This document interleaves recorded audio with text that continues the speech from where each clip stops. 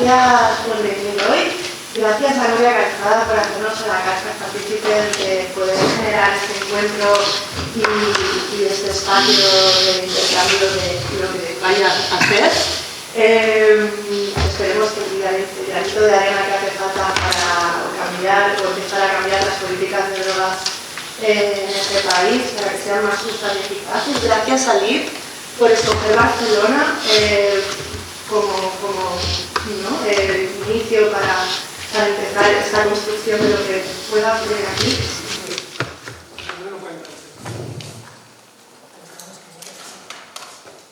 Gracias a Liv por escoger Barcelona, porque precisamente Barcelona es un sitio donde, fue la cuna de inicio del fenómeno de las asociaciones. Somos pioneros en políticas de drogas que realmente ponen el centro en las personas y no en sí en las drogas, porque somos pioneros en materia de políticas de reducción de riesgos y prevención, y pese a ser tan pioneros, pese a ser la cuna de tantos cambios y pese a ser el inicio de mucho movimiento contra la actual prohibición, precisamente ahora mismo estamos viviendo la mayor represión que hemos vivido en los últimos 15 años. Está habiendo un acoso y derribo judicial, policial, de castigo a las personas que llevan muchísimos años trabajando y que llevamos muchísimo tiempo dejándonos la piel por cambiar el sistema que creemos que no funciona y que no es efectivo. Y esperemos que lo que hoy ocurra aquí sea el principio, una semillita para que aquellos que sí que apuestan por el cambio vean que no están solos, que juntas y juntos podemos construir unas políticas de drogas más justas, más eficaces, donde las personas que están dentro y que las viven en sus carnes puedan también ser partícipes y hablar sin miedo. Así que sin más dilación, doy las gracias por poder estar hoy aquí y gracias a todos vosotros por ser tan valientes y apostar por nosotros. Gracias.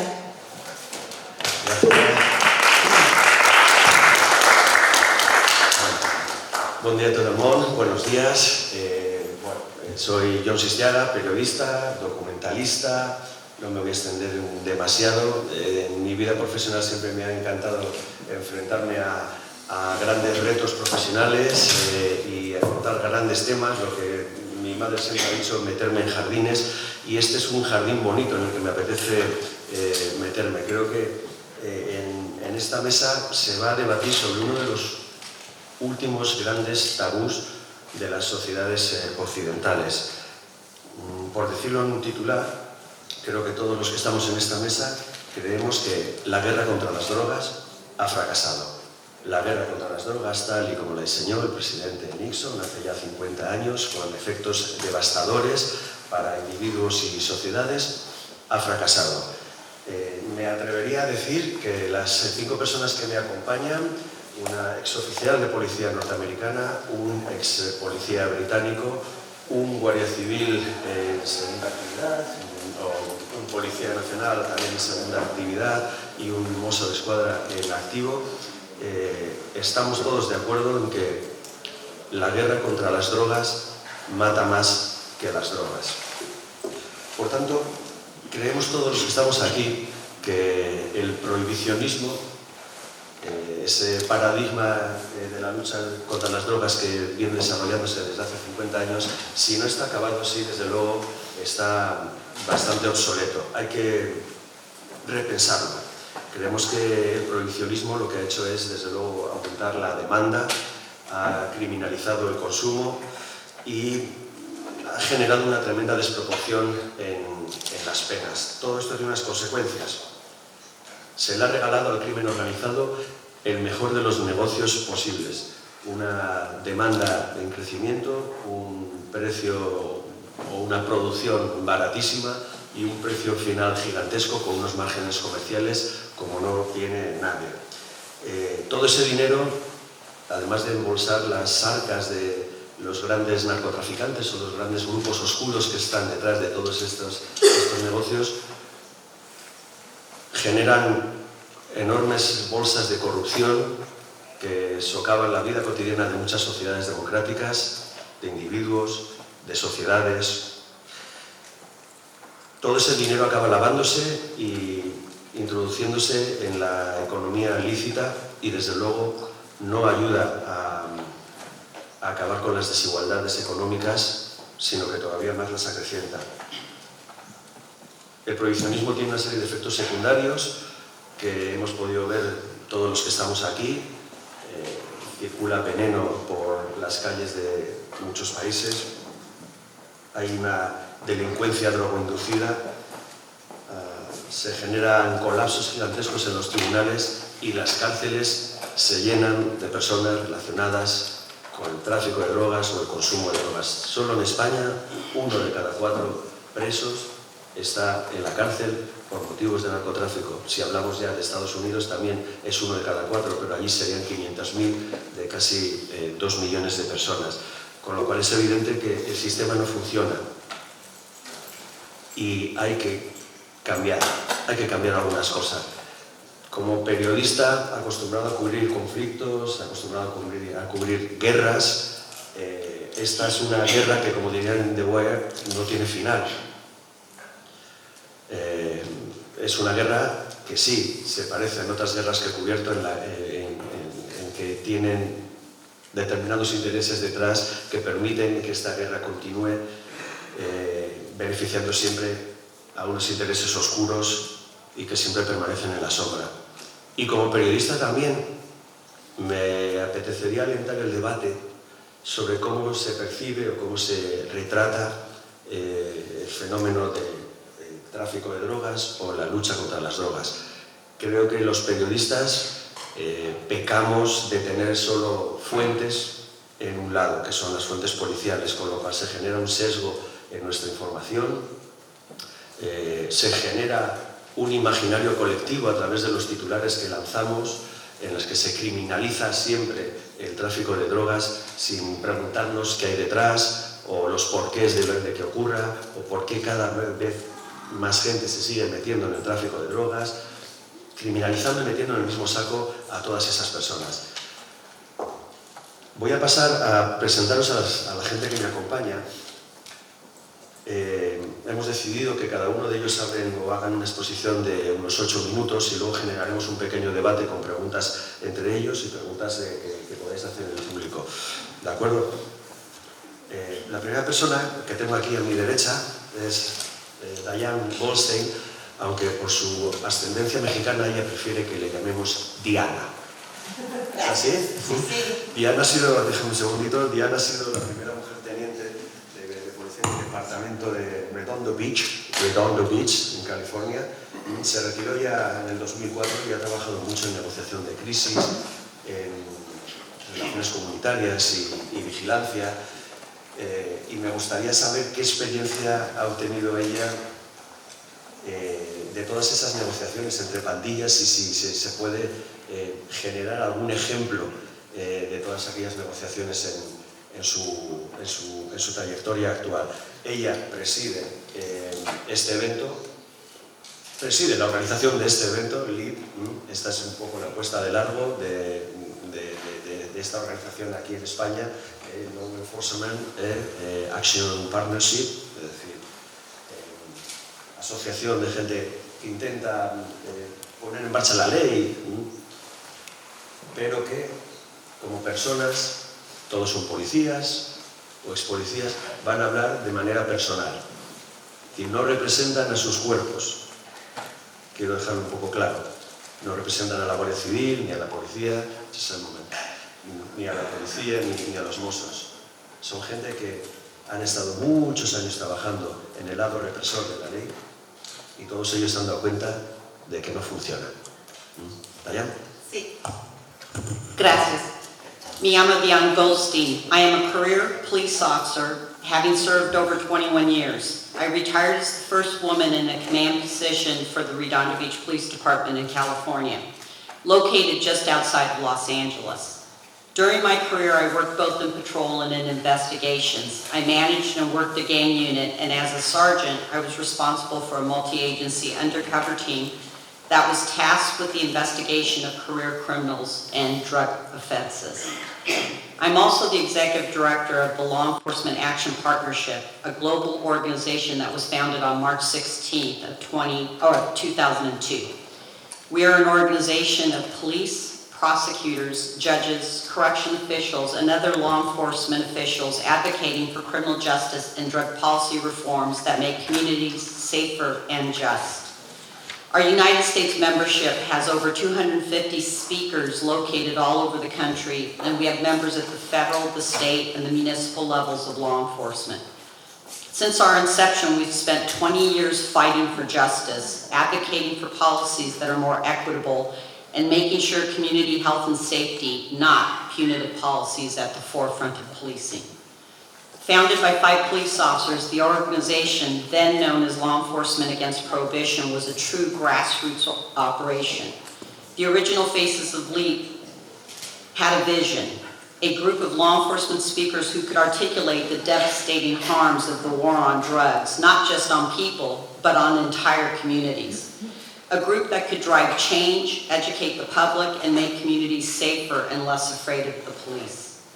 I'm honored to be here to launch LEAP Europe, and I applaud the many career law enforcement professionals, both inside and outside this room, who recognize that we can no longer rely on arrest and incarceration to address a public health issue.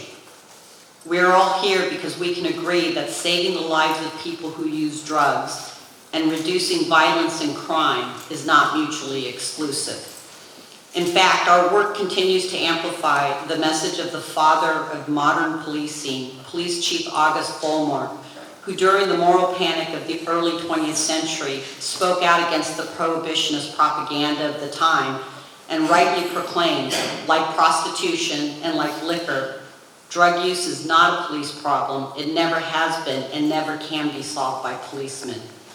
He further noted that the enforcement of moralistic vice laws leads to police corruption and engenders disrespect both for the law and for the agents of law enforcement, while advocating for the federal distribution at cost of a safe supply of drugs to Americans suffering from substance use disorder.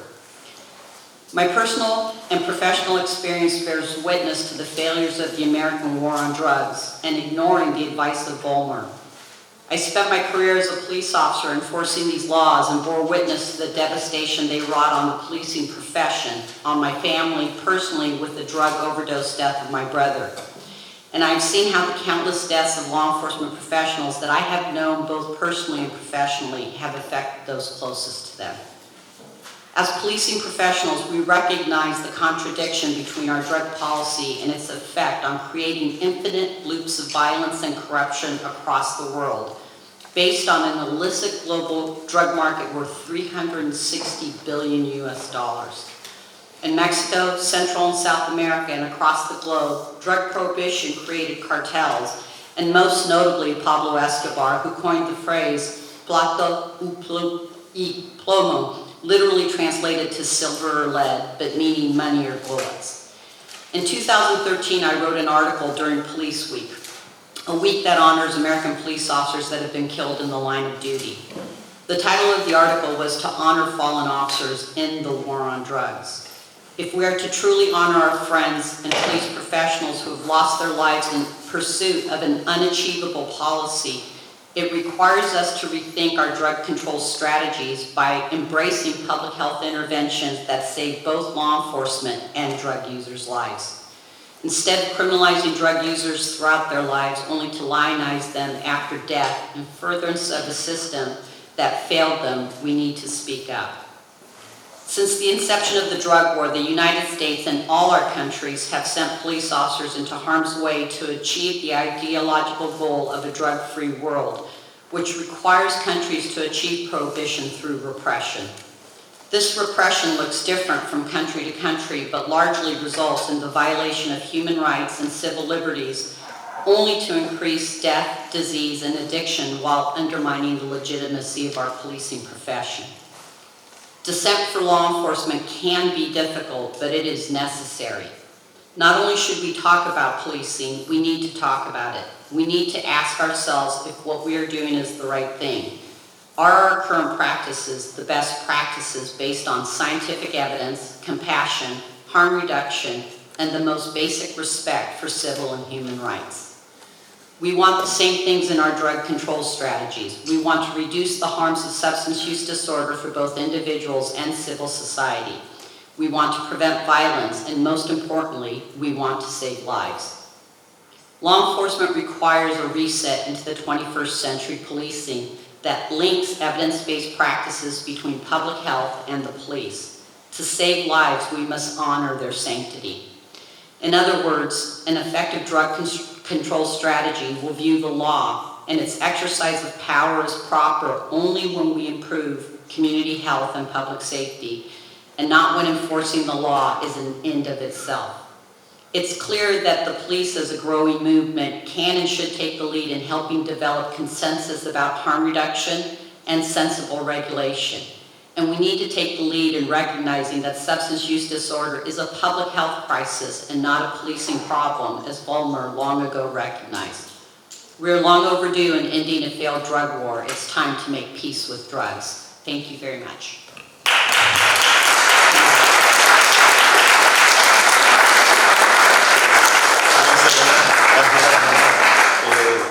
Bueno, como veis, yo estoy muy contento de estar en un evento que creo que no hay precedentes en este país, de tener a 5 valientes que han transitado por las zonas más oscuras de esta lucha contra las drogas y que están aquí diciendo cosas como que entienden la contradicción entre las actuaciones policiales y la generación de bucles violentos y de corrupción, como ha dicho Diana.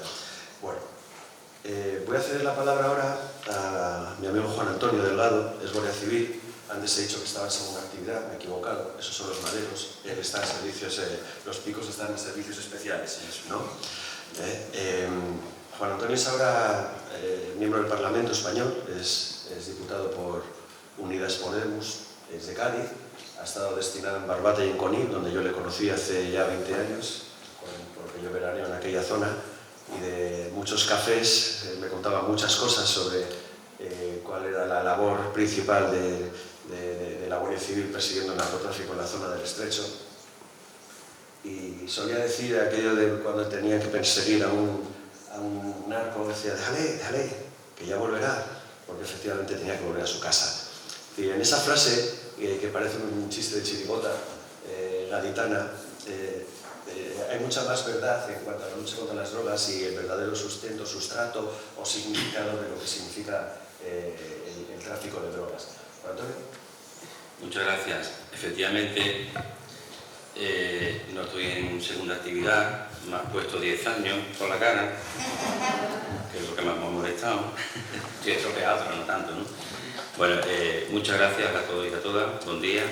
Lo primero quiero empezar agradeciendo a Liz el hecho que hayamos podido se haya podido celebrar este evento, que me parece muy importante.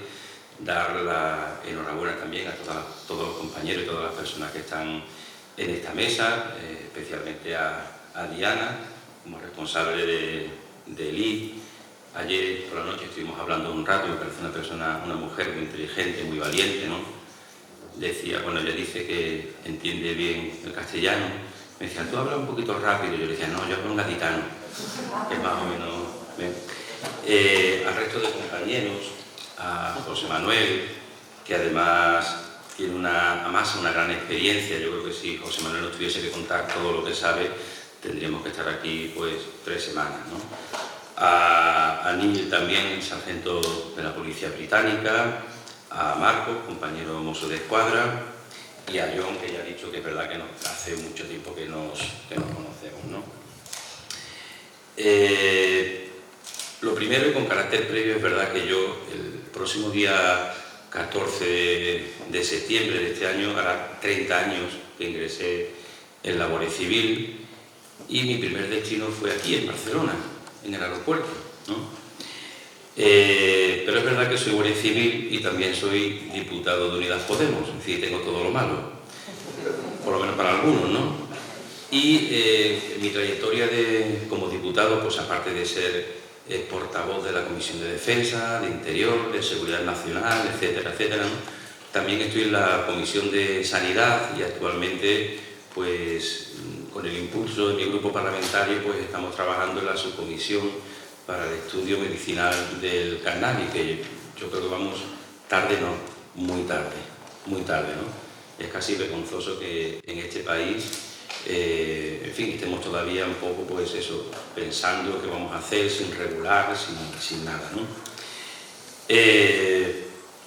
Por otro lado, yo, a lo que decía John al principio, ¿no?, sobre el fracaso de la política en materia de drogas, ¿no?, yo diría, bueno, ha fracasado según cuáles eran los objetivos, ¿no? Y según, porque claro, esto es un tema que podríamos hablar mucho, ¿no? Hay varias frases que voy a reflexionar, yo no voy a intentar no agotar los 8 minutos, me parece más interesante después el debate y las preguntas, lo que queráis hablar, ¿no? Lo primero es decir que la política de droga en estos últimos 50 años, yo cuando entré, como os he dicho, en el año 93 en la Guardia Civil, ya hacía muchísimos años que teníamos las políticas de droga, ¿no? 50 años, ¿no? Y un dato importante que nos refleja, que nos dice que la política de droga ha fracasado, por una parte, de forma rotunda, es que el tráfico de droga sigue siendo muy rentable. Es decir, voy a poner un ejemplo, como cuando uno tiene o monta un restaurante, ¿no? Si no gana dinero, tienes que cerrar, ¿no? Es decir, y cuando en el narcotráfico, después de 50 años, cada día entran más drogas, es decir, cada día hay más organizaciones criminales en este aspecto, algo está fallando, va bien la cosa para ellos, ¿no? A pesar de que se incauta mucho más, a pesar de que hay más detenciones, yo creo que eso sirve para que el político de turno, no es mi caso, por lo tanto tengo esas responsabilidades, ¿no?, vaya a la zona. Yo que además he trabajado especialmente en el campo de Gibraltar, una zona que la conocéis desgraciadamente, porque siempre sale en la tele para temas de narcotráfico y temas de delincuencia y para denostar un poco aquella zona tan bonita y tan importante. Entonces, al final eso sirve para las estadísticas del político de turno que va allí. Yo me acuerdo cuando yo llegué, como he dicho, en 2015 al Congreso de los Diputados, estaba de ministro Zoido, ¿no? Y prácticamente cada vez que había un alijo iba a Algeciras, como si lo hubiese cogido él, ¿no? Iba allí, hacía una rueda de prensa espectacular, diciendo toda la droga que se había incautado, no sé, y ya se iba. Al día siguiente veía en la prensa, veía la foto del ministro. Es decir, en realidad va vendiendo el fracaso, nos está vendiendo el fracaso, es decir, porque cada día, cada noche, cada vez hay más alijos, más detenciones, y eso es que algo no funciona, ¿no? Otra cuestión importante, otra reflexión, ¿no?, que es imposible acabar o reducir el narcotráfico solo con medidas policiales. Es decir, yo voy a hablar de por qué ha fracasado, ¿no? Por supuesto, también he empezado diciendo que vamos muy tarde con el tema de la regulación, que eso solucionaría en parte el problema, es decir, seguramente no todo, ¿no?, pero sí en parte, ¿no? Entonces, lo que decía, es imposible acabar o reducir el narcotráfico solo con medidas policiales o judiciales, ¿no? Porque las redes del narcotráfico siempre nos superan. Es decir, esto funciona. Yo siempre intento utilizar un símil, un ejemplo, como una empresa. Tienen sus políticas, ya cuentan con las pérdidas. Cuando la Guardia Civil incauta un alijo, ya sabe que tienen pérdidas, aumentan. La empresa tiene mejores medios siempre que policía y Guardia Civil. Yo me acuerdo cuando yo iba corriendo por las playas de la Rati y de Conil, la gente ya utilizaba el GPS y nosotros no sabíamos que era eso todavía. Es decir, cuando incluso yo empecé a trabajar en el campo de Gibraltar, pues las drogas llegaban pateras. Ya hoy está llegando, bueno, de hace años, ¿no?, en avionetas, pero además se está utilizando la tradicional ruta del hachís para introducir la cocaína también. Es decir, que esa empresa, para que lo entendamos, ¿no?, creo que lo que he dicho al principio, ¿no?, es decir, que que le va bien. Y eso quiere decir que hemos fracasado de alguna manera, ¿no? Tenemos los juzgados desbordados, los órganos judiciales desbordados de diligencia, en fin, las plantillas siempre siguen cortas.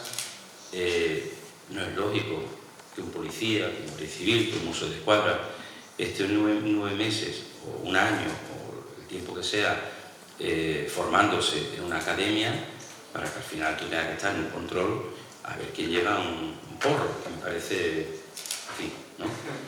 Con todos los problemas que tenemos de violencia de género, en fin, de crimen, de terrorismo, de otras cuestiones muy importantes. Y todo eso es porcentaje de actividad policial que se quita para cosas que son importantes y relevantes.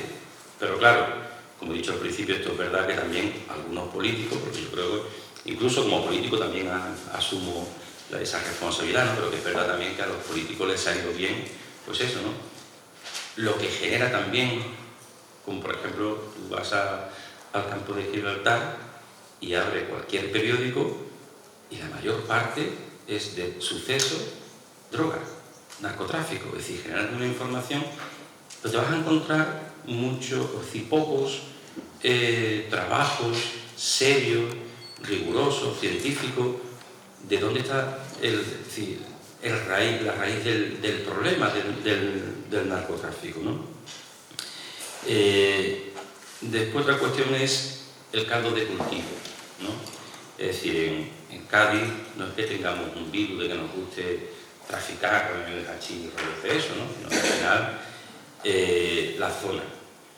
Yo siempre he pensado que el narcotráfico no se instala en una zona y la destruye, me refiero a todo el tejido social y tal, sino que se instala en una zona que tiene problemas de desempleo y termina de destruirla, ¿no? Es decir, los datos del campo de Gibraltar, no voy a dar datos para no aburrirnos, pero si vemos los datos de desempleo son brutales. Paro juvenil del 70%, esto no existe en ningún lugar de Europa.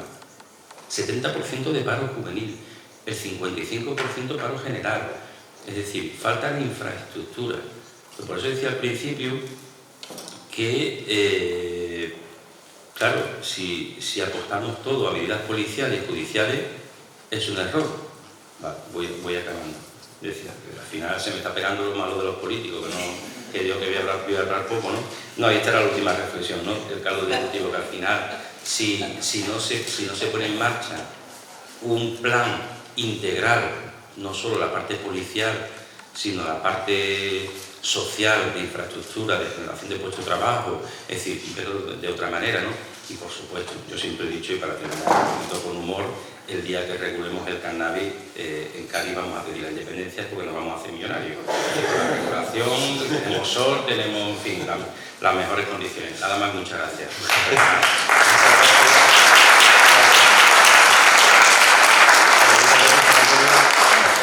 Me quedo con una reflexión que ha hecho que todo ministro que se fotografía constantemente con alijos está realmente vendiendo el fracaso de la política contra las drogas. Vamos a escuchar ahora a Marco Antonio Jiménez, él es su inspector de Mossos d'Esquadra, está actualmente destinado en Reus, es graduado en criminología, lleva mucho tiempo, o ha trabajado mucho tiempo, aunque ahora está en seguridad ciudadana, trabajando en policía judicial, en la lucha contra las drogas. Le decía esta mañana, es el único que estás en activo, mientras desayunábamos, ¿te importa si te meto digamos, en el grupo de los que creemos que la lucha contra las drogas ha fracasado? Y me dice, no, eso es un hecho. O sea, y me identifico con esa frase. Marco, te escuchamos. Gracias, John. Antonio me había dicho que hablaría 5 minutos, yo hablaré 8 solo. 8 te vas a dar. Solo. Quería decir, todas las ideas que se han planteado hasta el momento, yo las bajo un poco al plano de formación académica, criminología. Y aquí nos encontramos con una teoría que cuadra bastante con el problema que tenemos, que es la teoría de las actividades cotidianas. Aquí tenemos un agresor motivado, tenemos a esa persona que consigue 1 kilo de cocaína en un país de Sudamérica, $800, consigue traerlo a Europa y ese mismo kilo son 30.000 euros. O tenemos, por ejemplo, a esa persona que trae 1 kilo de hachís de Nador, cruza esos 10 kilómetros, que se para el estrecho y por arte de magia 400 euros se transforman pues, en 8.000 a veces. Tenemos un agresor, una persona que está traficando hipermotivada. Tenemos también un objetivo que es súper suculento, el dinero. El dinero. Y después tenemos a ese guardián capaz, que no solamente es la policía, a pesar de todos los titulares que algunos medios de prensa se empeñan en vender, sino que aquí hay otras instituciones que también tienen la responsabilidad de luchar con este lenguaje médico que utilizamos, luchar contra esta guerra contra las drogas. En este triángulo, a mi modo de ver las cosas, falta la voz de la víctima, del usuario. Se han olvidado, un poco cogiendo el guante de lo que comentaba Diana, esa persona que sufre las consecuencias de toda esta guerra. Parece que se nos ha olvidado de este triángulo. Podemos potenciar ese guardián capaz, podemos intentar invisibilizar ese reto de seguir haciendo atractivo a ese agresor para conseguir traer esa droga sin ningún tipo de control y dejar el monopolio de las drogas al crimen organizado. El guardián capaz en esa lucha contra las drogas, he intentado resumir en puntos, hizo un real decreto ley en el año 2018 en el que prohibían esas lanchas semirrígidas, un poco también cogiendo el guante de Antonio. Ese campo de Gibraltar, tristemente famoso pues, por todo lo que ocurre allí, ¿no? En ese Real Decreto hay una frase, no sé si decir magnífica, pero las lanchas semirrígidas quizá es en el 2018 cuando surgen, porque se refleja en ese Real Decreto que se ampara en esa extraordinaria y urgente necesidad de prohibirlas. Parece que antes del 2018 no existían. Yo pasé a engrosar parte de la Unidad Central de Estupefacientes en Mossos d'Esquadra en el año 2006 y os puedo asegurar que en el año 2006 las lanchas, o sea, era Tarragona, era Barcelona, ya existían las semirrígidas. Un informe de la CIA del 99 apuntaba a que con la caída en el 93 de Medellín y la caída en el 95 y el 96 de Cali, lo que controlaban unos pocos consiguieron abrirlo a foráneos, a una multitud de agresores motivados que querían enriquecerse con el tráfico de drogas. Antes tenías controladas a estas 4 personas que conseguían controlar todo el tráfico y esta guerra contra las drogas lo que consiguió es el efecto globo, el efecto cucaracha, como comentaba con Nuria hace unos días. No hemos acabado con el tráfico, sino que hemos amparado que haya muchas más personas dedicadas al narcotráfico. Tenemos un objetivo súper suculento, comentaba, esos 400, hablo de números redondos, esos 400 euros transformados en 8.000, esos $800 transformados en 30.000. En esta línea surge ese movimiento asociativo de clubes. Barcelona, como comentaba Pati, pues tenía esa responsabilidad y Cataluña tomó esa audaz ley que fue tumbada por el Constitucional en el 2017. Recuerdo una noticia en el 2019 de Proyecto Hombre que decía que lo mejor era suspender la actividad de los clubes hasta que hubiese una regulación clara. Para mí, el objetivo de las asociaciones evidentemente es salir de esa zona de grises, o sea, decirnos qué es lo que hay que hacer. Queremos estar en ese lado iluminado, dejarnos salir de esta zona oscura. Pues el Constitucional tumbó esta ley Y en esa ley, también otra frase que he intentado resumir, decía que invadía competencias y podía condicionar, amparar actividades ilegales. Estos ISIS son peligrosísimos, peligrosísimos. ¿Con eso qué se consigue? Un poco en la línea de lo que continuábamos comentando anteriormente. Que ese agresor continúe motivado y que ese objetivo sea aún más suculento. En Cataluña hay una guerra, por seguir con este lenguaje bélico, contra el cannabis. Parece que somos el epicentro, somos el mercado de la marihuana. Esos titulares que a veces profundizan poco en la verdadera situación de lo que ocurre y nos llevan a invisibilizar pues otras drogas. Nadie habla de lo que está ocurriendo en la Darknet, esos opioides, esos opiáceos, esa evolución de determinadas sustancias, como por ejemplo el fentanilo.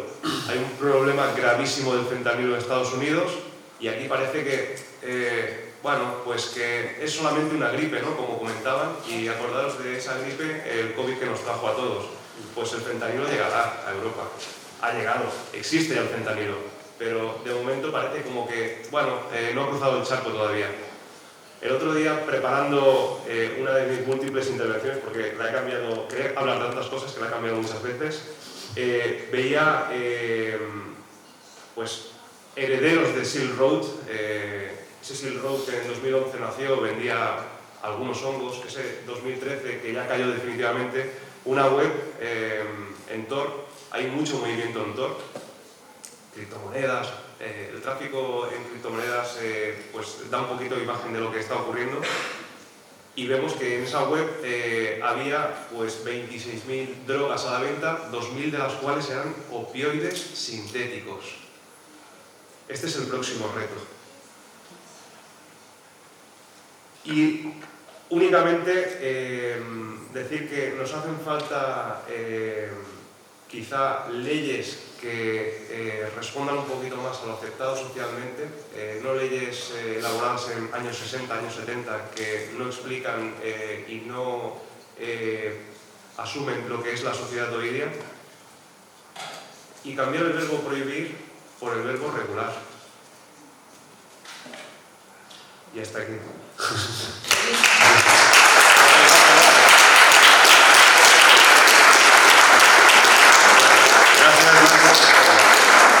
¿Cómo se nota que es Boson activo? Porque ha cuadrado los 8 minutos.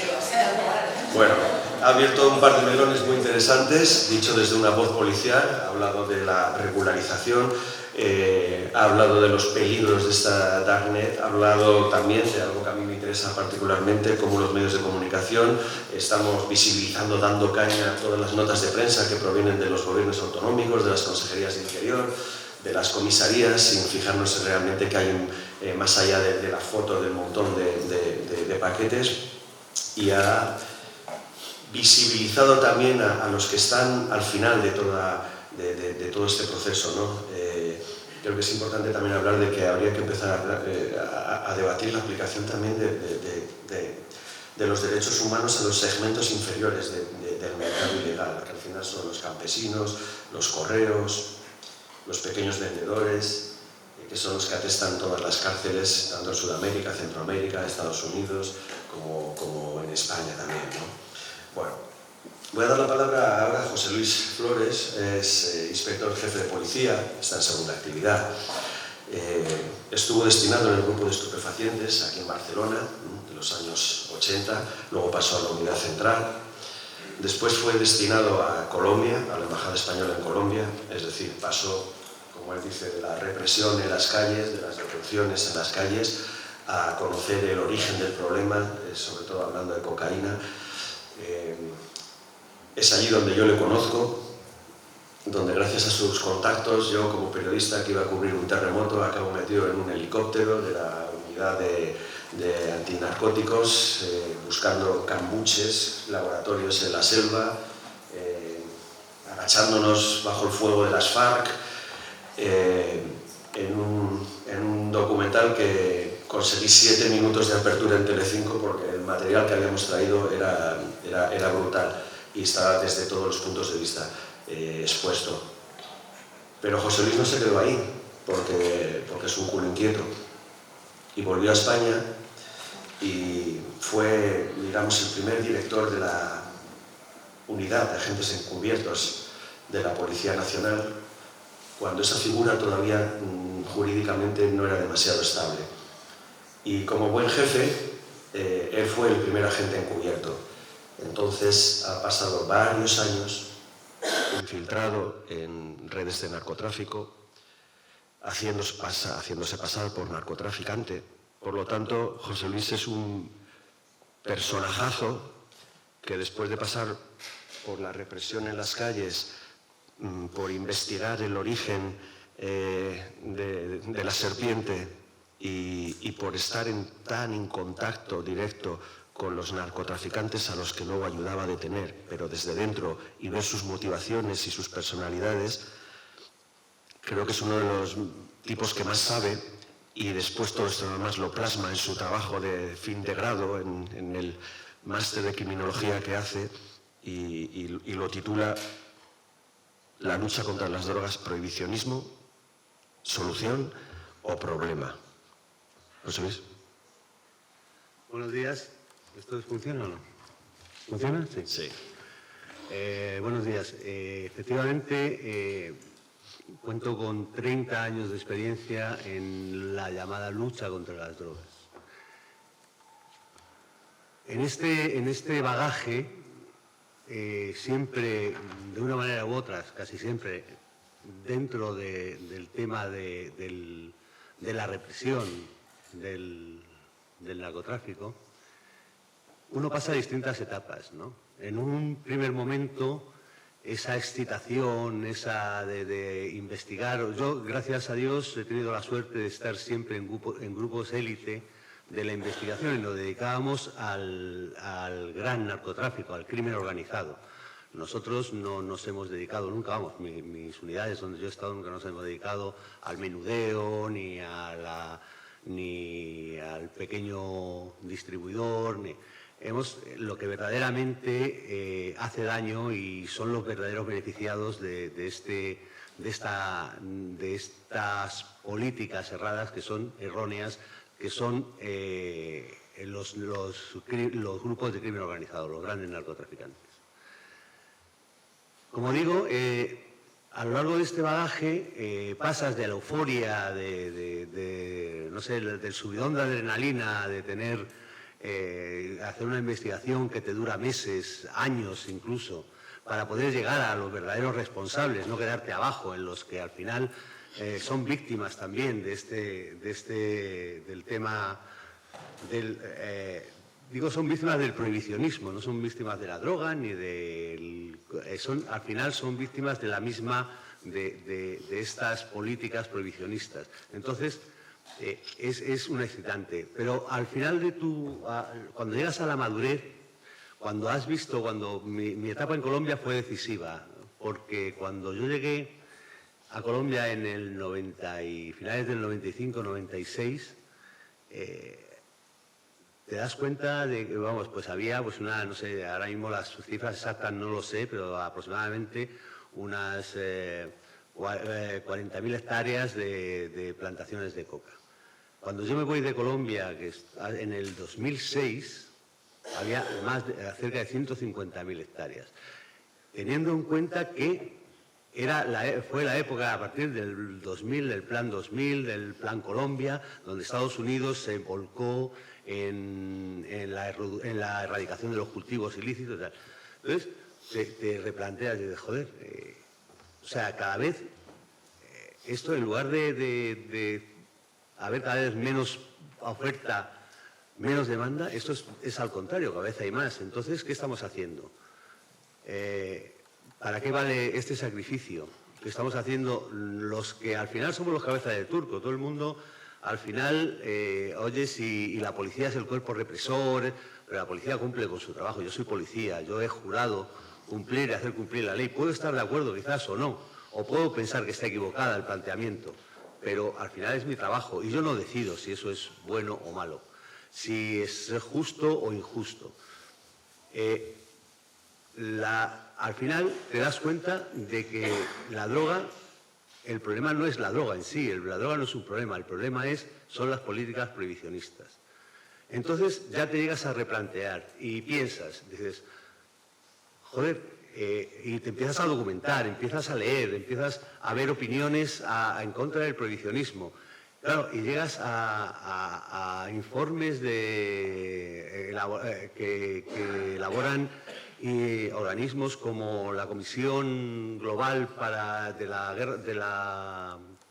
de Políticas Antidrogas, que está formada por personas de un calibre impresionante, expresidentes de gobierno, premios Nobel, alcaldes de grandes ciudades, científicos, que están abogando por un cambio en las políticas de la represión de las drogas o por el cambio del prohibicionismo, un cambio de visión de la lucha contra las drogas, mal llamada lucha contra las drogas, y nadie les hace caso. Eso no tiene trascendencia en los tratados, en los convenios, en las reuniones internacionales. La misma Oficina Nacional de la Lucha contra la Droga y el Delito reconoce que hay consecuencias no deseadas en la lucha contra las drogas, pero nadie pone remedio. Hablamos de un problema de sanidad, un problema de protección de la sanidad, y resulta que estamos abocando a consumir sustancias que no tienen ningún tipo de control sanitario ni control por parte de las autoridades, que su obligación es proteger la salud del ciudadano. Si te permiten el consumo de drogas, joder, el Estado tiene la obligación de garantizar que ese consumo es seguro, entre comillas, por lo menos, un control sobre la composición, que las sustancias que llegan al consumidor, las sustancias con las que se corta esa sustancia, a veces son más perjudiciales que la misma sustancia. Te das cuenta de que ese proteccionismo que quieren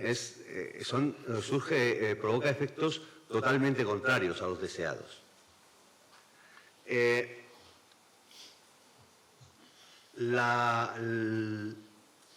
principal problema del prohibicionismo es que, en contra de lo que se propone, ninguno de esos objetivos se logra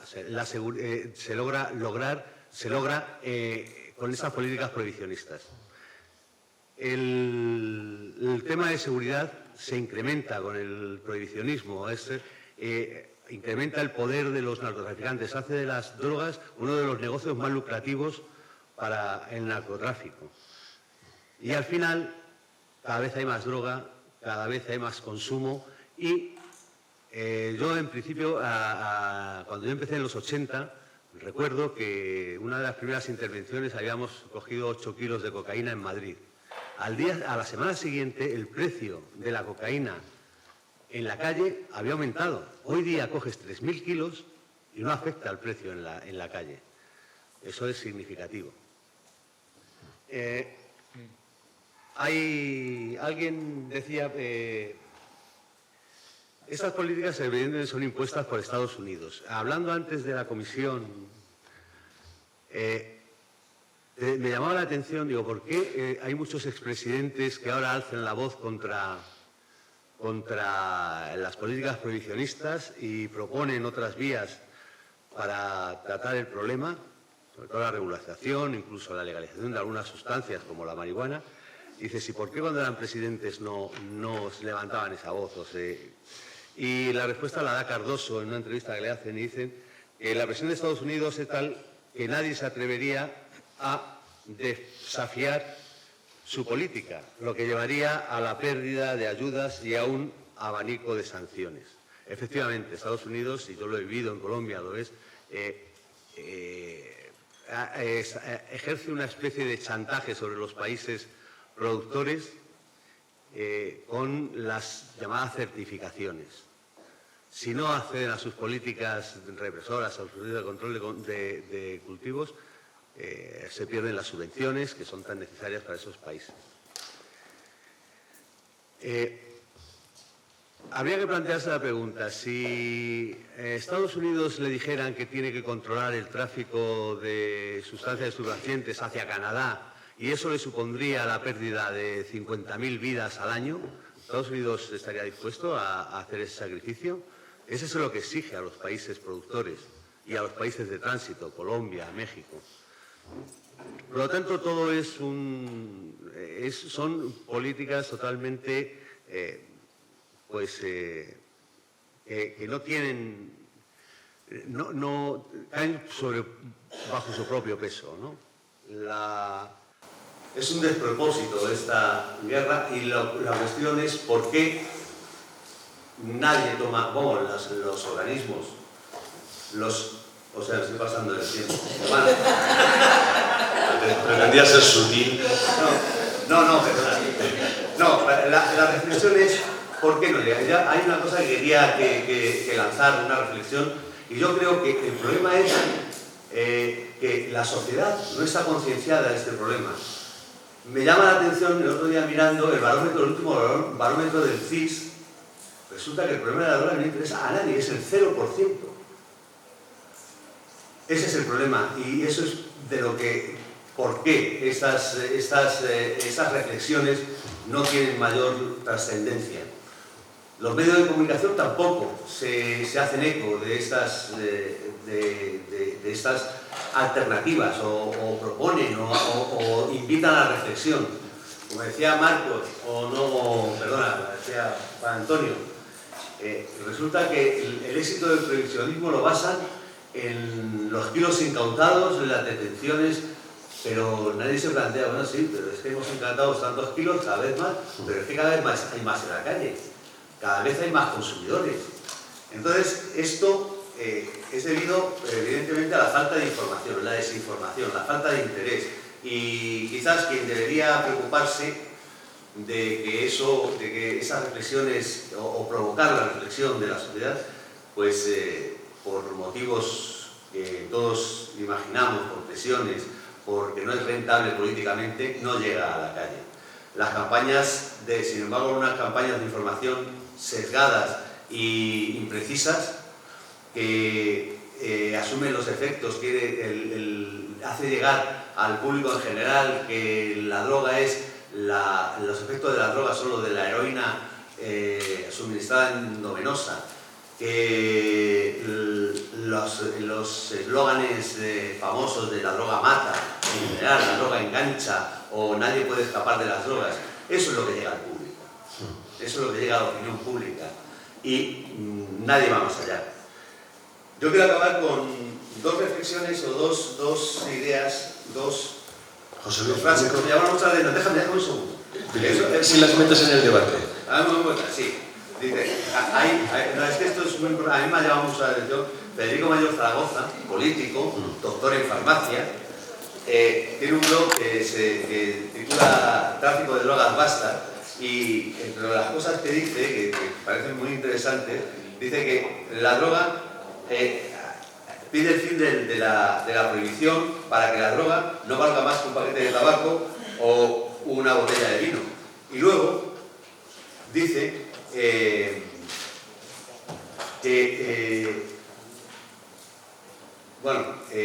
no sé, ahora me he perdido, porque yo estoy un poco de desastre. Y luego hay otra frase para que a mí me gusta mucho, de Francisco Cambó, político catalán del principio del siglo, que dice que hay dos maneras de llegar al desastre. Una es pedir lo imposible y otra es retrasar lo inevitable, que es lo que nos está ocurriendo. Muchas gracias.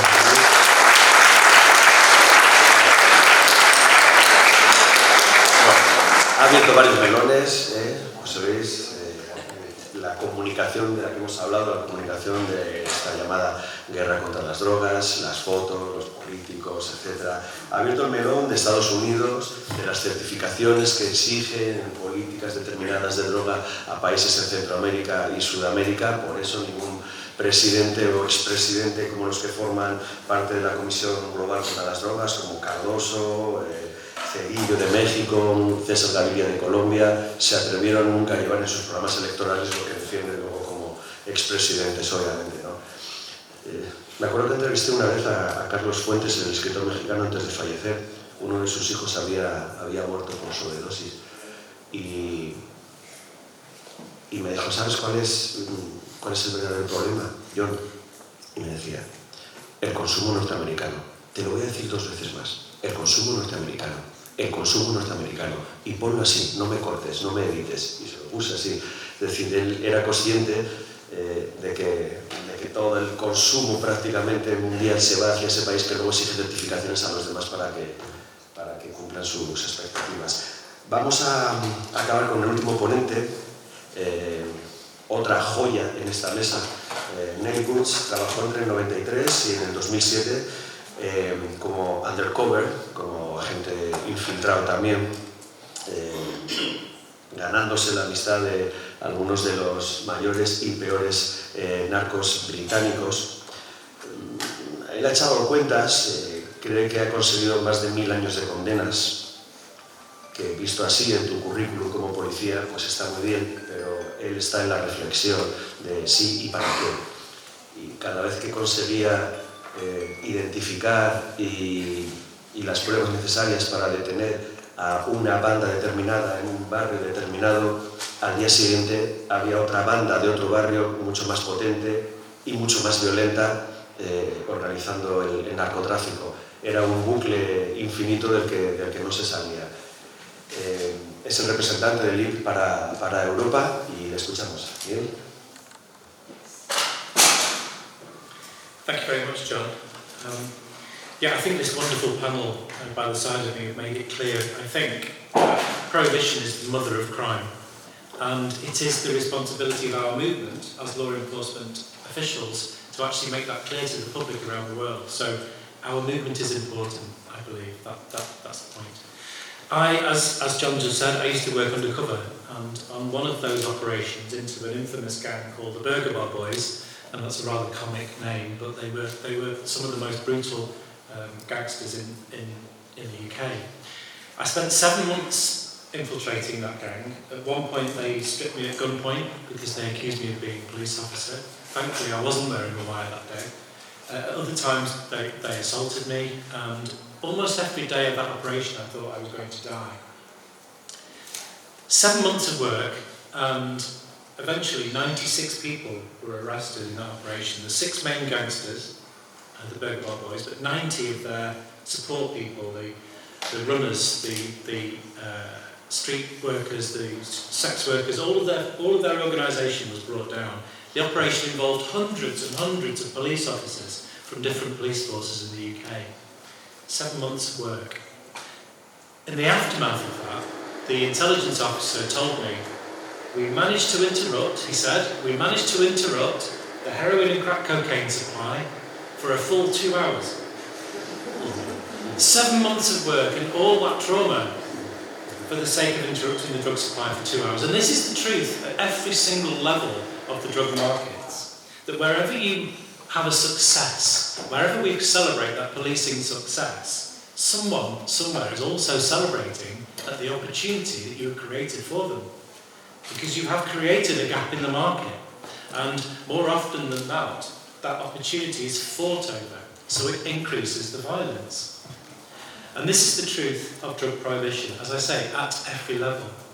Because police, and we are really, really good at catching drug dealers, my esteemed colleagues here are very good and have been very, very good at catching drug dealers, but being good at it is actually part of the problem. Because police never reduce the size of the market, but they do change the shape of that market. They change the shape of it. They make it more violent by creating gaps in the market, and those gaps are fought over, but they also cause corruption. Because police, they get rid of the competition.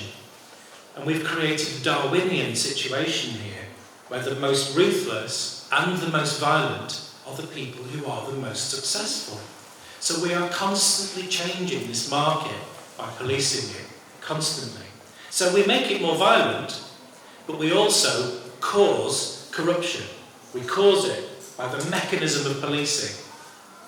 I have my own experiences. I've come up against corruption many times. for one of my operations, I was trying to infiltrate a gang called the Bestwood Cartel, another very, very infamous gang. Halfway through the operation, I got 2 new police officers into my team. I didn't know them, I hadn't known them before. And I was very suspicious about one of them. When you've been working undercover for many months, you become quite paranoid, quite sensitive to people's oddness. And so I complained about this officer and said, I don't trust him, I don't want him knowing anything about what I'm doing, I cannot have him knowing what I'm doing. So the senior officer who was running the investigation said, that's fine, we'll exclude him and he'll never know anything that you were doing. It turned out that he was a spy for the cartel that I was trying to infiltrate. And he got closer to me than I did to them. He was being paid £2,000 a month on top of his police wages, plus bonuses for good information. And the fact is, he was paid to join the police. He wasn't corrupted when he was in there, he was paid to join the police. Now, senior police all over the world have said to me, have agreed with me, yes, well, of course, we know that this happens. With this much money involved, how can this not happen? And there's an important aspect of how policing causes this. Because not only does policing cause violence by shaking up the market, it also causes the corruption because we refine the market. We sharpen the sword of organised crime. We create monopolies or cooperatives by getting rid of the competition. Which means that the value, the disposable income in that market is in fewer and fewer hands. Which means that disposable income is more easily invested in corruption. And organised crime will always invest in corruption. So this perpetual mechanism of policing is what is actually causing that corruption. And the harder we try, the more we speed it up. And so, actually, in trying to listen to my colleagues on this panel, and wondering how to finish with a clear message here. And the clear message I can give you today is a warning, a very, very dire warning. Because I know in every single country there are 2 opposing voices. We should do something positive, we should take control back from organised crime, we should regulate. But the opposing political voice is that we should get tougher. We should have longer prison sentences, we should have more police. We should arrest people more. Well, I'm bringing you a warning from countries where they have got tougher. Because you, in Spain, you are leaders. You are actually ahead of most of Europe in drug policy. You have better harm reduction. You have drug safety testing. You don't incarcerate drug consumers as much as most countries in Europe. We see you as leaders, but we need you to go further in your leadership. Because the alternative is dire. In Sweden, they have twice as many drug arrests as the next nearest country in Europe. Twice as many.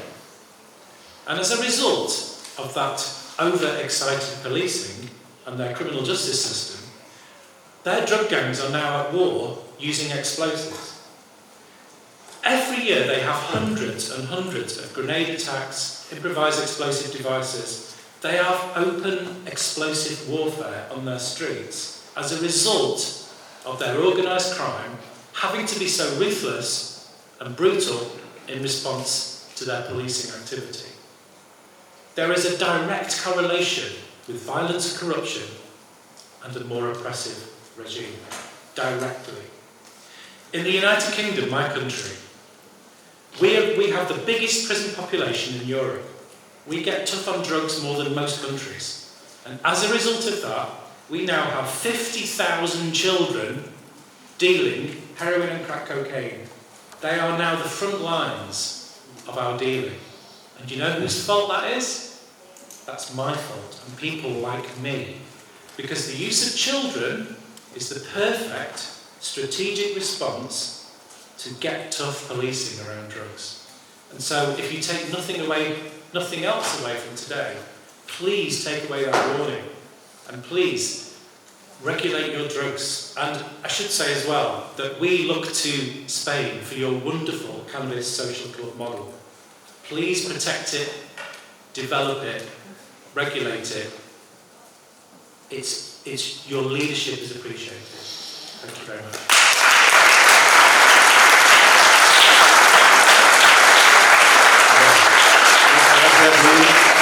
Gracias por tus recomendaciones, tus advertencias, gracias por asustarnos tanto. También no anda desencaminado. Hace 2 años un informe de la policía holandesa hablaba de su propio país como estaba a punto de caer en lo que se conoce como un narcoestado. Holanda, por el poder que estaban adquiriendo las bandas organizadas de tráfico, sobre todo de todo tipo de estupefacientes. Vamos a abrir un poco de debate. Estamos abiertos a vuestras preguntas. Voy a hacer una pregunta un poco general, pero lo que queremos es que participéis vosotros también y hagáis un poco las preguntas. Tenéis aquí a 5 primeros espadas que desde el otro lado os pueden solucionar muchas dudas. Dejadme, sin embargo, hacer una pregunta que creo que nos incumbe a todos, ¿no? ¿Cómo responder que queráis? ¿Cómo terminar con la criminalización, la marginalización, la estigmatización de personas que consumen drogas pero no hacen daño a nadie? Que responda el que quiera.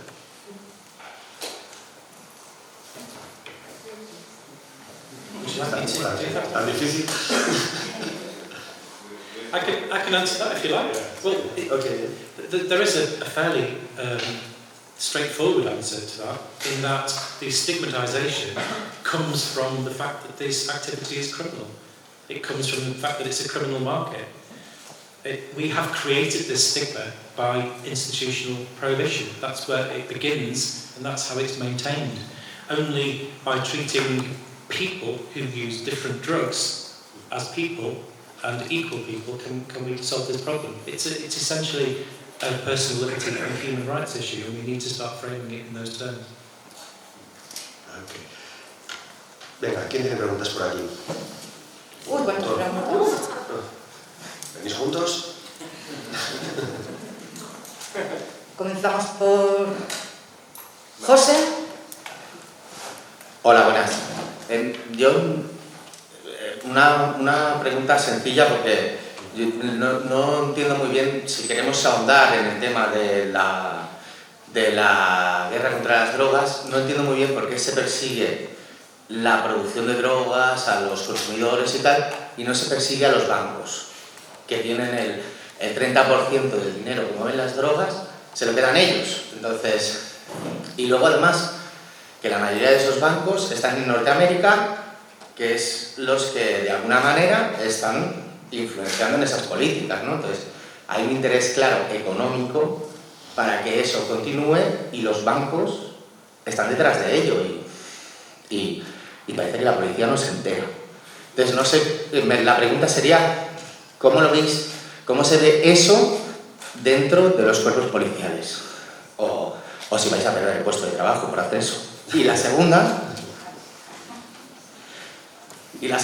es, nosotros propusimos el modelo de club social de cannabis como una solución de los usuarios que de alguna manera se empoderan para no tener que acceder a las drogas, y lo que no se entiende no es la parte de la policía, sino la parte de los periodistas, que lo plantean como siempre la visión policial, ¿no? Esa visión policial vista como la persecución, ¿no? Pero los periodistas, o sea, tú eres periodista y conoces seguro a muchos más periodistas, y la pregunta es la misma: si cambiarais la visión, ¿perderíais el trabajo? O, porque claro, son los mismos bancos los que los financian a los periódicos y a los periodistas.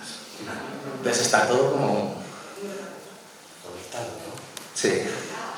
Bueno, yo he dado desde el principio mi propia opinión. Creo que también hay que cambiar el paradigma informativo sobre la mal llamada lucha contra las drogas, ¿no? Y los primeros que tenemos que cambiar somos los periodistas, los editores, dejar también de usar este lenguaje bélico, ¿no? Pasa un poco lo mismo en la transición de hace 30 años, cuando dejamos de hablar de ETA en los términos en los que quería que habláramos ETA, ¿no? Que habláramos de un impuesto revolucionario en lugar de chantaje o de comandos en vez de terroristas, ¿no? Y tenemos que cambiar, obviamente. Si soy el primero, si que estoy en tu lado, soy el primero que ha ido a operaciones policiales y que ha ido detrás de los policías, pero también soy de los primeros en que he ido también un poco al otro lado, ¿no? Obviamente tiene menos visibilidad, es menos impactante, no hay tantas imágenes espectaculares, no hay un helicóptero con un tipo disparando, no hay un laboratorio de cocaína ardiendo o un montón de fardos de marihuana acumulados no lo hay. O sea, estoy de acuerdo que esto es algo de lo que tenemos que ir aprendiendo y cambiando, y que parte del imaginario colectivo sobre los peligros de las drogas vienen sobre esta forma de informar desde hace 50 años y el uso unilateral de fuentes policiales y fuentes políticas. Esto es lo que me toca. Sobre el tema de los bancos, creo que podrían, no sé, quizás Marco o José Luis, que son, digamos, los que más han investigado y más veces se habrán topado con esto de follow the money que dirían en la peli. Llega un momento en que te pierdes y no puedes seguir hacia arriba, ¿no?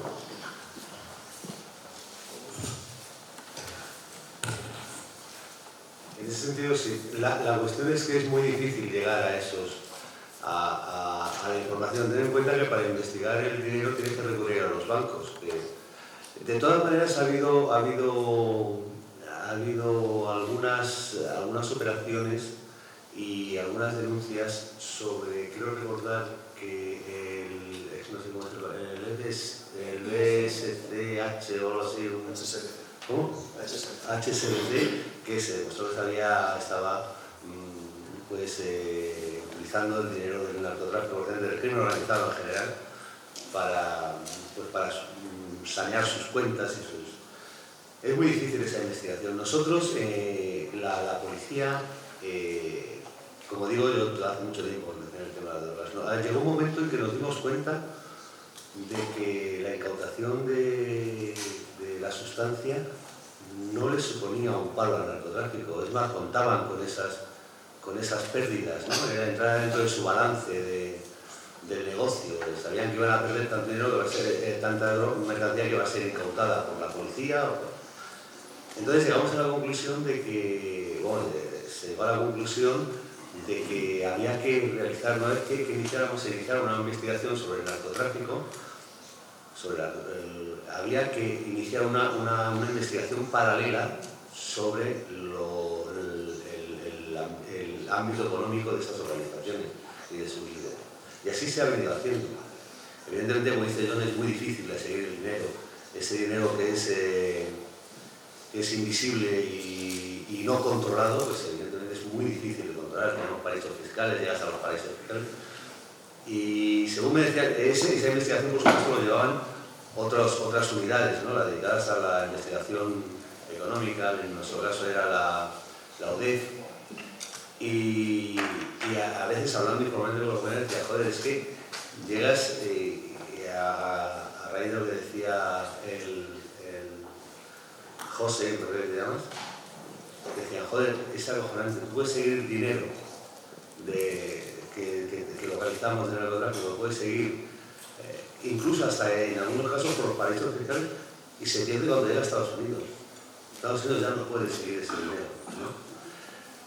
Es la paradoja, pero vamos, la investigadora lo que refieres tú, y no solamente los bancos, grandes empresas, las bolsas, el mercado financiero, el dinero del narcotráfico, esos miles de millones de dólares que fluctúan y que al final tienen que llegar a la economía formal, se pueden utilizar para muchas cosas. Se puede,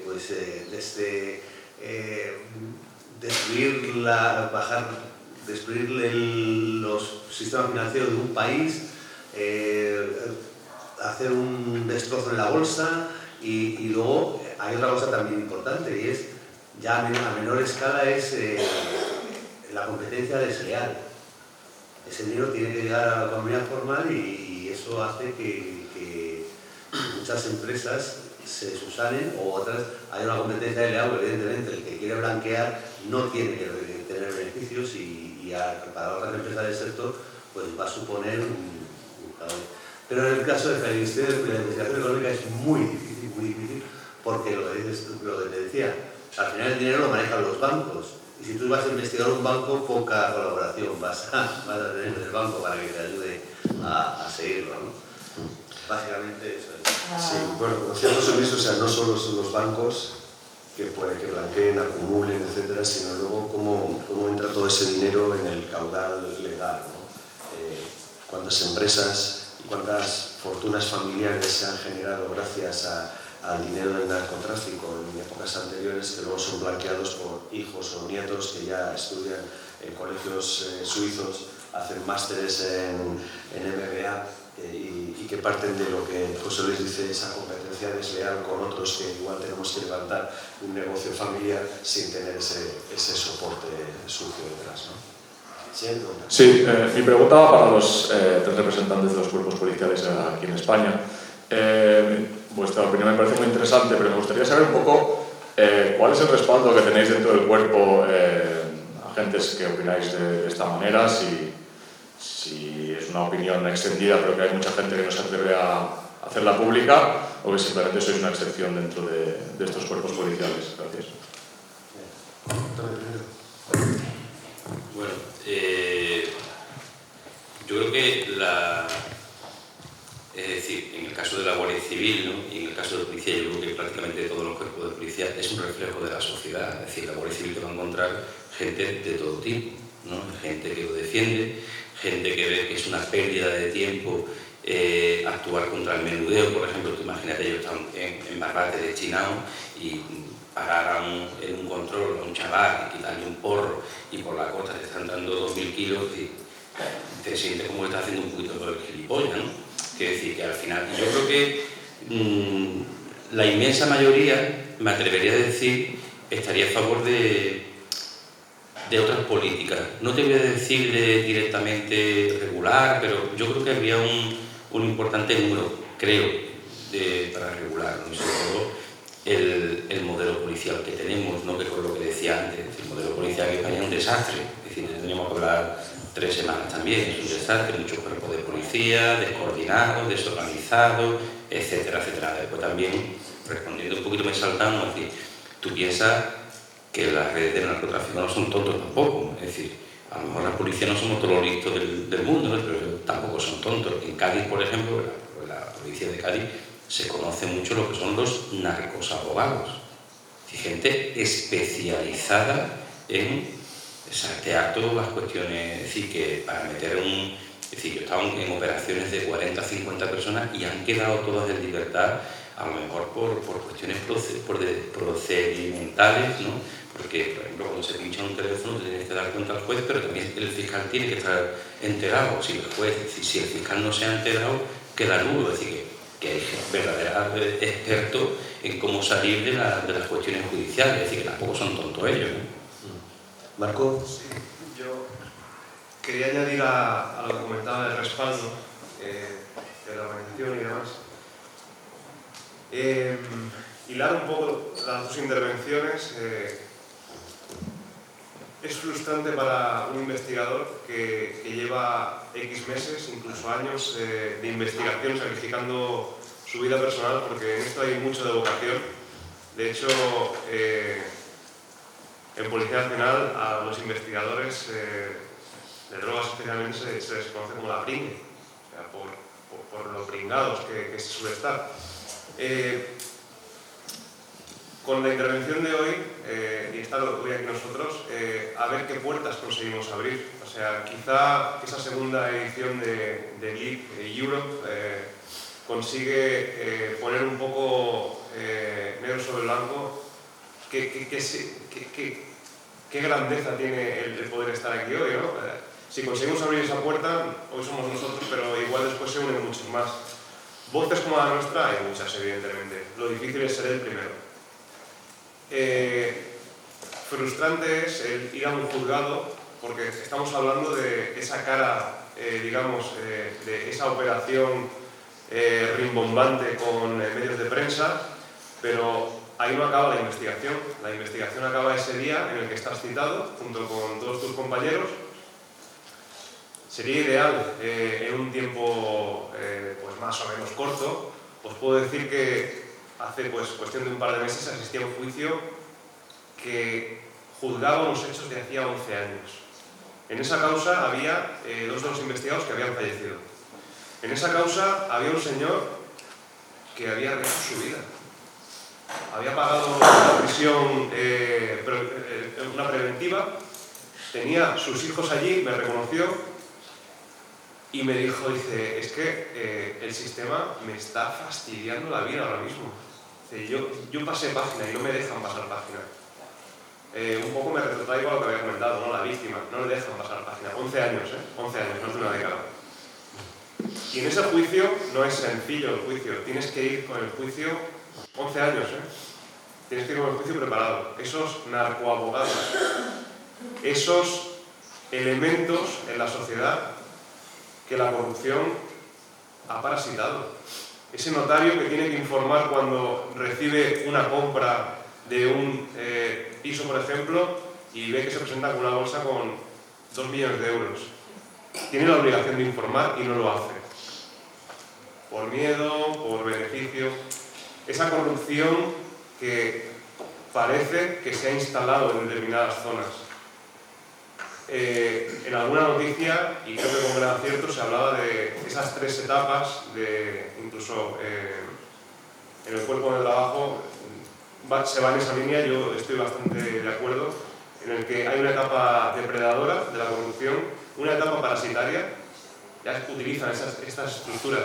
El crimen organizado compra talento, compra a los mejores abogados, compra a los mejores economistas. Y la policía muchas veces no tiene unidades extremadamente especializadas en el follow the money. No estamos en igualdad de condiciones para poder llegar hasta ese punto, dejando de banda lo que son paraísos fiscales y demás. Y no quiero introducir aquí lo que sería, pues bueno, bloqueas cuentas de dinero físico, pero el nuevo reto es cómo bloqueas tokens de criptomonedas. Por eso me parece que este evento es disruptivo. Aquí solo tenemos 3 caras de este país, pero son muchos más los que piensan como ellos. Pero son muy pocos los que quieren dar la cara o quieren dar el nombre. Cada uno pues, tiene sus circunstancias, pero si se empieza a generar este magma que vaya creciendo, a lo mejor esto no va a pasar mañana, ni en 4 o 5 años, ¿no? Pero si cada vez más gente empieza a plantearse que su trabajo no sirve para nada y que estamos gastando recursos públicos, en el caso de la lucha contra la droga, el 70% es a represión y no a otro tipo de políticas de inclusión o etcétera, pues no vamos a ninguna parte. Y Diana me decía ahora que incluso hay policías que ya como instituciones están dando pasos un poco más avanzados. So in North America, the fentanyl crisis, the toxic drug supply has made law enforcement really start to rethink the purpose of drug control strategies. And in particular, we're looking to Canada because the Canadian Police Chiefs Association in 2020 put out a white paper report that called, so this is a conservative Canadian Police Chiefs Association, not known for their liberal policies, put out a report that basically stated that simple possession of drugs, all drugs, should be completely decriminalized as a necessary measure to save lives, and they are now also supporting the introduction of safe supply in their country. Yes, it's a medicalized model, but there's hope for the expansion that it will be available. And so we as advocates have to take advantage of making certain that our communities understand that this fentanyl crisis, it has really created an opportunity for us to talk about the true purpose. So global pressure, law enforcement, understanding that there are a lot of law enforcement voices across the world now who are exactly saying what we're saying. 20 years ago, we were outliers. We're not outliers anymore. And this is the role of what we have to do. Hay que recordar que no solo el LIB está formado no solo por policías o expolicías, sino hay abogados, hay fiscales, hay jueces, es decir, que esto va un poco más allá, que hay mucha gente que ya se da cuenta, ¿no?, de que esto no funciona. Había una pregunta más, ¿verdad? Pues ahí es esto. Sí. No vamos a tener mucho más tiempo porque son casi las 12:30. Mira, respecto a la pregunta anterior, yo quería decir una cosa en cuanto a los policías que están en contra, a favor del partidismo. La policía al final es un reflejo más de la sociedad, y a la policía y la policía ocurre lo mismo que ocurre en la sociedad. El número de policías dedicado a la lucha contra las drogas es que puede ser un porcentaje, el 2% de la policía o el 1%. Esos son los que tienen conciencia del problema. El resto es parte de la sociedad, tiene la información que tiene el resto de la sociedad, esa información sesgada, esa información manipulada, esos eslóganes falaces de generalizar el mal de la droga, y no tienen otra información. Por lo tanto, pues pasa como el resto de la sociedad, no sabe no es consciente de los problemas del prohibicionismo. Por otra parte, hay algo que es también tópico y es importante en este tema. Sí, efectivamente no funciona, pero ¿y qué hacemos? Claro, eso es una pregunta difícil de contestar. Se legalizan las drogas, todas las drogas se regulan, se controlan, son productos estancos, legalizamos unas y prohibimos otras. Es muy difícil la respuesta, y más cuando en realidad el debate no se ha llegado a desarrollar completamente. Nadie da soluciones que nos valgan a todos. Aquí seguro que hay distintas opiniones, y todos los que estamos aquí somos conscientes del problema, y estáis aquí porque sois conscientes del problema, pero ¿hay alguna solución que sea común para todos? ¿Todos tenéis la misma solución o hay distintas alternativas? Y eso estamos aquí hablando de esto. No conoce a alguien que ha oído hablar de la droga y solamente sabe que la droga mata. Por eso decía que lo primero que hay que hacer es hacer a la sociedad partícipe de estas reflexiones, ¿no?, y de este debate. Mientras estemos aquí discutiendo, muy bien, todos vamos a poner de acuerdo, esto no funciona, pero al final somos ¿cuántos? La sociedad es la que tiene que mostrar su interés, que decir a quien corresponda, a los poderes, oiga, esto no funciona, estamos gastando nuestro dinero, nuestros impuestos, y que sería mucho mejor que ese dinero que se gasta en la represión, que no vale para nada, es además contraproducente y produce los efectos contrarios a los deseados, se gaste en educación, concienciación, información veraz, reducción de daños, etc. Yo creo que ese es el problema, que lo que quería decir es que la policía al final es un reflejo de la sociedad, y ocurre en la policía lo mismo que ocurre en el resto de la sociedad. Para eso estamos aquí, José Luis, para hacer llegar el mensaje. Sí, verdad. Hacemos dos preguntas más. Dani, me gustaría que Albert Tío, que está allí, que es uno de los activistas que está en prisión por el tema de los clubs, entonces sí que de forma rápida para responder si acaso. Venga, a ver si contestamos rápido y nos caben 3 preguntas, ¿vale? Vale, mi pregunta o reflexión más bien es sobre cuál ha de ser el papel de la policía en una sociedad democrática, porque habéis hablado mucho de la comunidad y de cómo se estigmatiza también, no solo espacios, sino también personas, grupos sociales. Y en ese sentido creo que vuestra iniciativa puede ser un proyecto muy válido para fomentar un nuevo tipo de policía que no encaje tanto en la parte punitiva, sino más bien en la pacificación o homogeneización social, o mantener la paz social, porque sobre todo los que habéis estado dentro habréis visto el drama de destruir una comunidad y cronificar el problema. ¿Era un desahogo o una pregunta? Sí. Porque si era un desahogo, hemos acabado. No, era yo te decía antes, la policía somos la cabeza de turco, pero no pinchamos ni cortamos el tema de las políticas. Nosotros nadie nos pregunta, a la policía nadie le pregunta, oye, esto funciona, esto no, desgraciadamente, son los políticos, los otros poderes, los que deciden sin consultar. Siguiente pregunta. Disculpe, buen día. Hablando del franquismo, sí me cae que en España hay rasgos de franquismo que quedan mucho, ¿no? En la Guardia Civil y en muchos aspectos, ¿no? En la Corte Suprema y en autoridades medicinales y no sé qué, y que eso es un problema hoy día diariamente, ¿no? Con lo que han visto las tiendas de CBD. Pero el otro asunto del cual quisiera hablar es el de la corrupción, ¿no? Que es esencial, ¿no? Para leer. Y lo que se sabe es que en Francia, por ejemplo, el jefe de la policía antidroga, un tal François Thierry, está bajo juicio, ¿no? Jefe de la policía antidroga, porque llegaban toneladas de hashish en su casa propia, ¿no? Y bueno, se sabe también, he publicado hace años un libro muy gordo, La política de la heroína, de Alfred McCoy, ¿no? Un estudio súper importante que explica que todo el mercado de heroína mundial está controlado por la policía, ¿no? Por la CIA. Y también por los servicios secretos franceses y otros, ¿no? Bueno, se sabe también que en España, en Marruecos se compra la ruta, ¿no? Cuando se quiere pasar de Marruecos a Europa para su hashish, se compra la ruta a la Guardia Civil Española, ¿no? Y entonces mi pregunta me parece que LEAP, que son policías antiprohibicionistas, deberían investigar sobre la criminalidad de la policía misma, ¿no?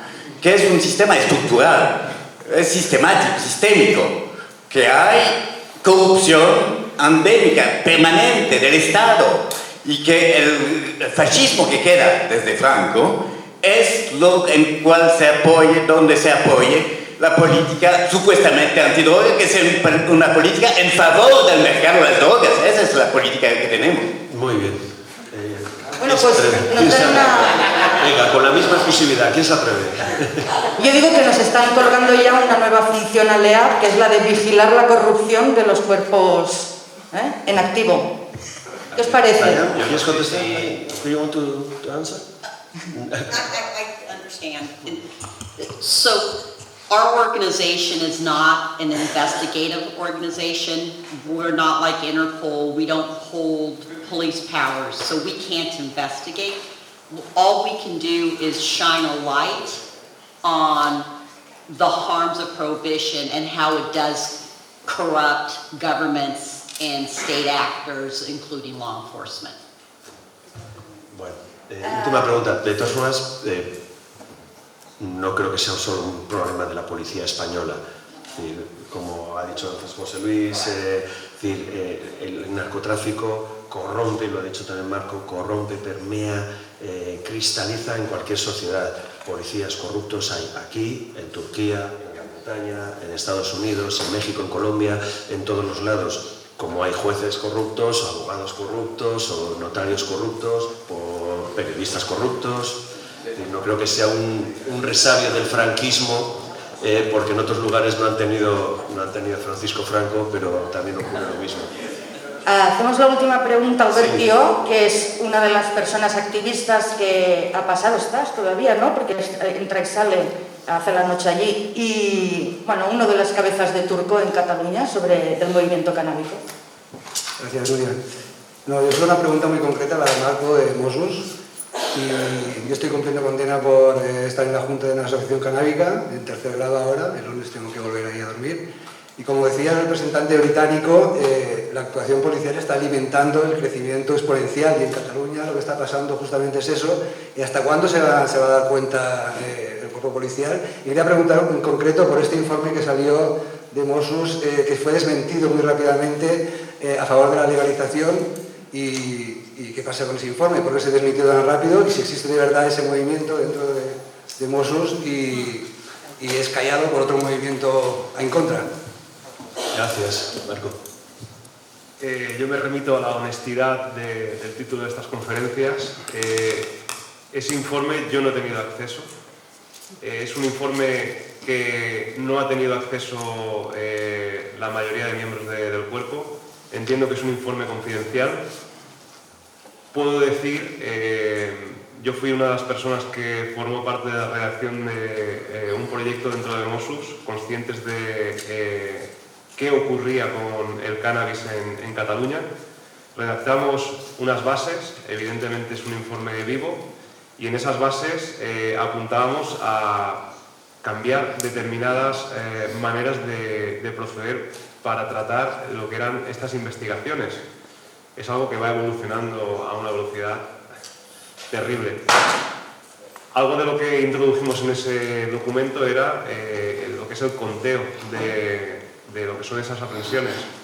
Ayer hacíamos, en esa charla que tuvimos por la noche, hacíamos en tono jocoso cómo se han pesado históricamente esos alijos de cannabis. O sea, ¿qué lo pesamos? Húmedo, seco, con tierra, sin tierra, con tija, con hoja, porque ¿qué es lo que se fuma? ¿La tija se fuma? Llega un punto, la raíz se fuma, la tierra se fuma. Claro, aprehensiones de 2.000, 3.000 kilos de marihuana, imaginas, ostras, pues sí que hay bolsas. No, es que está el tiesto incluso. Pues al menos cambiemos esas políticas y cuando el policía tiene que ir a un juicio oral, que sepa que lo que está aportando igual no agrava la pena de la persona, esa notoria importancia, todas esas penas agravadas a la persona y las consecuencias que pueden acarrear.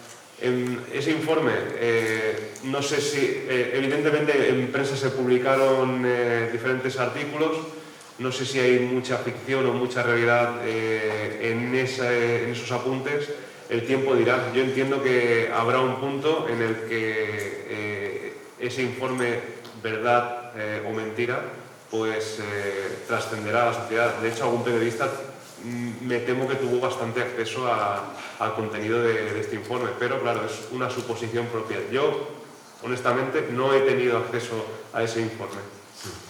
Bueno, pues hoy vamos a dar por finalizado este evento. Muchas gracias a vosotros por venir, a estas 5 personas que me acompañan, por haber expuesto sus puntos de vista. Creo que a mí me ha parecido bastante disruptivo. No sé si esto es el inicio, espero que sea de un Lead Spain, y en el que formen parte algunos de los compañeros que tenemos aquí.